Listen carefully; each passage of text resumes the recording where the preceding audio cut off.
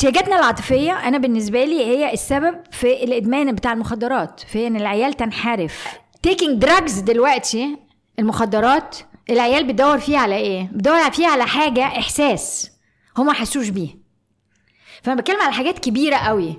العيل عايز يحس بحاجة حاسس فيها نفسه، متقدر فيها، مدياله نشوة، مدياله انبساط، مش أخده في حياته اليومية. احتياجاتنا العاطفية أنا بالنسبة لي هي السبب في الإدمان بتاع المخدرات، في إن العيال تنحرف، في إن البنات تدور في الشارع على مين يقولها كلمة حلوة، في إنها تلاقي نفسها بتسمع حاجات مش عايزة تتسمع من الولاد فاهمين كويس قوي إن البنات عندهم نقص في الحتة دي، يسمعوهم الوتر الحلو ده لغاية لما يقعوا، وبين تقول حصل لي إيه؟ ما حصل لك إيه؟ إنك أنت عندك احتياج عاطفي غير ملبى، ما انتيش داريانه بيه، بتدوري عليه عن طريق الكلمه الحلوه، وعاملك حاله انكزايتي انك انت لازم يكلمك 4-5 مرات في اليوم في التليفون عشان يقولك كلمه حلوه، فانت حاسه ان الكلمه الحلوه دي اكنها هي اللي بترويكي وبتديكي اللي انت عايزاه.